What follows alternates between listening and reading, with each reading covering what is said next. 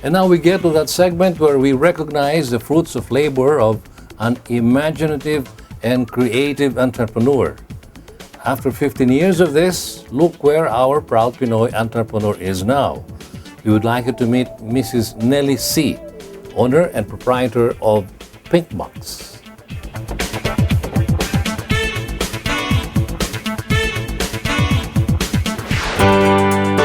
Who would have thought that a simple hair accessory that is used every day can be a highly profitable business venture? Well, that is the story behind Pinkbox, and the lady behind this brand is Mrs. Nellie See. Before I started Pinkbox, I was an insurance underwriter. I had 4 kids back then, and I think I worked about 6 years for that. But after a while, I find it very unchallenging na. So that time, my husband told me he was always observing me, trying to look out for hair accessories for my daughter. That time, I only have 1 daughter. So sabi niya, oh, why not you take that route, di ba? Parang you always like Korean accessories or kasi I don't buy here that time. So sabi niya, why don't you take that? So before we know it, we took the next week plane to China to outsource all the hair accessories. Nellie could not have chosen a better name for her brand, Pinkbox. Pink is her all-time favorite color. And don't we put all our valuables like jewelry in a box? That's Pinkbox for you. Because she became intrigued with the prospect of this new business, she flew out to China for ideas and new trends in the market. When I went to China, I was so overwhelmed with all the hair accessories that I spent like hundreds of thousands of pesos without any store to put up with. I don't have any store because that time I was just a housewife and an insurance underwriter. So around that time, I was parang say ko, oh, no choice. You have to really open a store, di ba? But that time, when I went into that market, we only have 2 competitors that time, which are very entrenched. I don't want to name who are they, no? But they have the presence in all the department stores that time, only 2. So I had a hard time also convincing the leasing managers why they would like to give me a chance, but eventually we did. And that was the birth of Pinkbox. But then other factors came in to help her out in her new venture.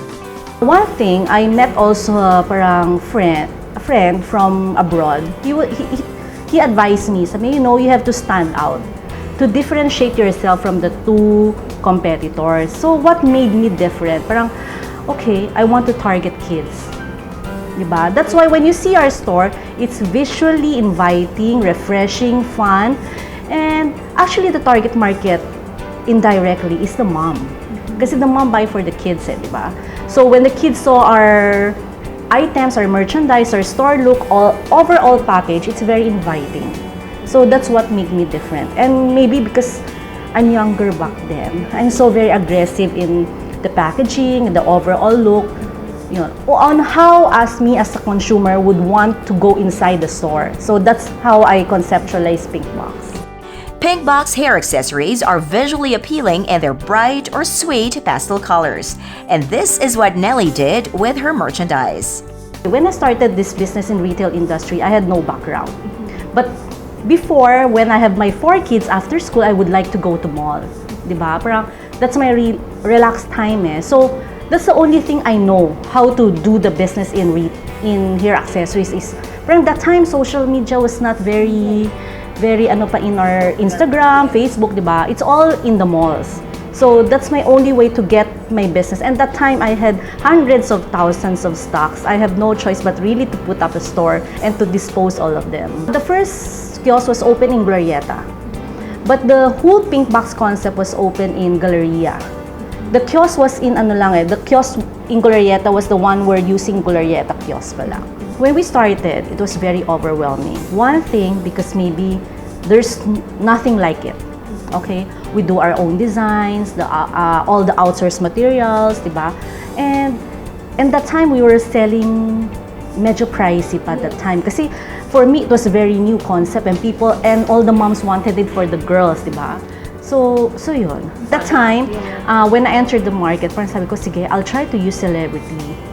Diba? Kasi that time, that was the traditional marketing. You hire celebrity to promote your brand. And that time I got Carmina and her daughter, which was very fresh. Her daughter was just beginning. I was the first one to get her daughter to endorse.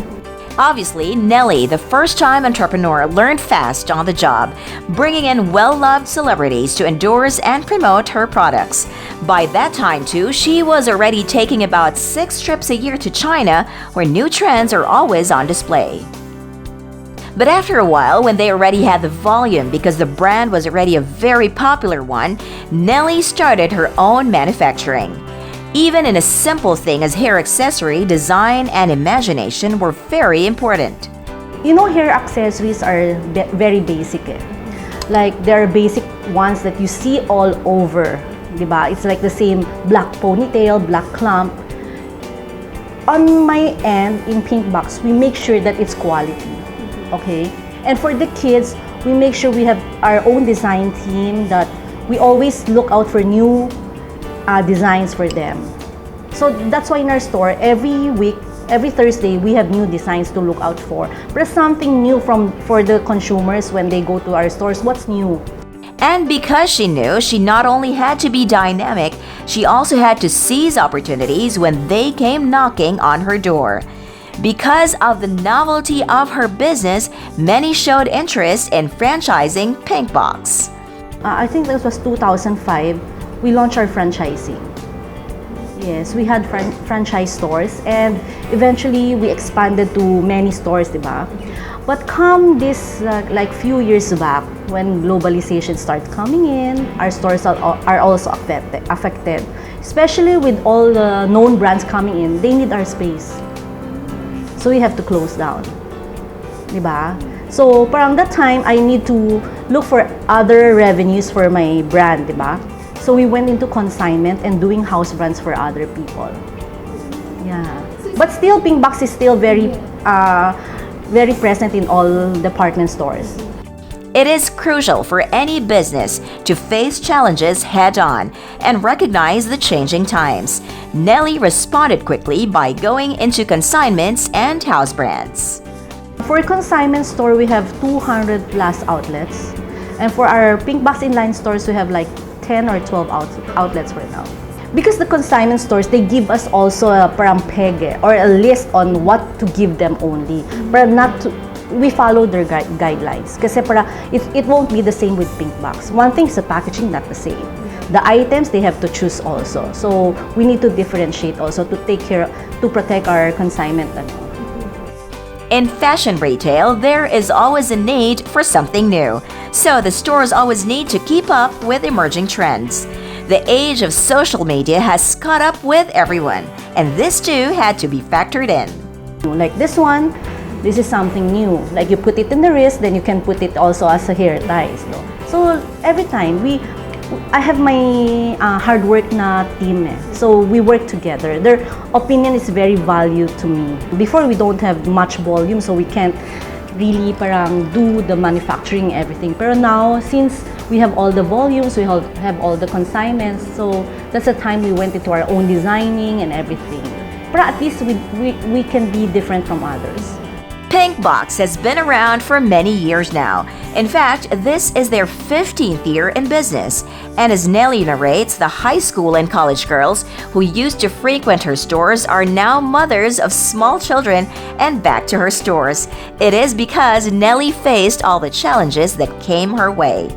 Challenges at first, because I'm new in the trade, in the retail. There's no one there to help me, but only books and gut feel, and of course the prayers also, diba? But slowly, you know, there are so many costly mistakes also along the way. Dami ko natutunan, but these are experiences that without them I won't learn. And ano ko ba, hurdles? Madami. Hindi ko na siya ma-name, pero one thing is parang, you know, as an entrepreneur, you really have to go. Talagang push lang ng push. And you know, you love what you do, you never work like one day in your life. So for me, it's not work really.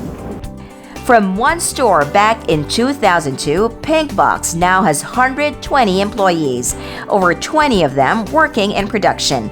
All her materials are still sourced from China, but the designs and manufacturing are all done here.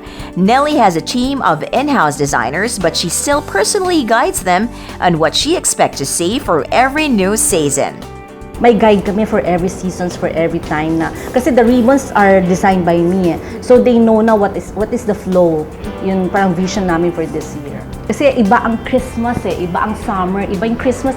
Pag Christmas, they look forward to some reds and greens, di ba? But summer, they don't like reds and greens. So meron kami season talaga for that. For this year, actually, we have good news kasi parang we just have audit with Watsons. Because we do their house brand and we got the good news from their audit that we are approved for international buying. So that's one good news, and they just gave us additional 200 stores to go in because these are their brands So the international buying is a very parang looking forward talaga ako doon. Kasi parang it's not only for Manila, it's for Hong Kong, and they will distribute it for all the Watsons worldwide. For the past few years, we have slowed down Kasi because of the globalization, some of our stores are closed down because they got our space. So now, they approved our concept for the kiosk, and we're starting to expand more with SM for the kiosk. Para nandun pa rin brand presence namin. Aside from her house brands for Watsons, Pinkbox is now a presence in Jensen, Cebu, Zamboanga, Davao, and Cagayan. She has also introduced another innovation. We have Pinkbox party for the mga nagsa-7th birthday or little girls or even boys having party. We do have party packages for them like Pinkbox hair salon, Pinkbox nail art, and Pinkbox glitter tattoo. For 3 years now, Pinkbox has also forged tie-ups with malls for promo events, and the brand has also introduced the new Pinkbox photo booth. The latest innovation is their personalized ribbons, which Nellie created for Instagram, where her ribbons with the wearer's name are worn proudly. Now that she has attained stability and a measure of success in her maiden business venture, Nellie has this advice to would-be entrepreneurs. You always look for the passion. What you want to do. Kasi work marami naman. You can do all kinds of work. You can be a sales, insurance underwriter. But what's your passion? Diba? What do you like to do? You have to look for the opportunity. Sometimes you wait for the opportunity to come, but it never comes at all. Diba? And always remember, it's our willingness. Diba? To do whatever with that. It's only in our mind and in our heart. If we want to do it, it will come. And of course, the boldness to dream and living by it. Diba? And every business tycoon or business TV personality interview, they will always say hard work, perseverance, determination, and of course, your passion. That's it. That's the only. And as a mom like me also, there's maraming excuses you can do because I have kids, I'm busy and everything, but it's time management and priorities also. But there are birthing pains, diba? There are sacrifices also that you can for your work and your kids, diba? Especially when you're starting it, that's the hardest part, starting the business. And judging from the eye candy in her Pinkbox store, there is indeed much truth in her piece of advice.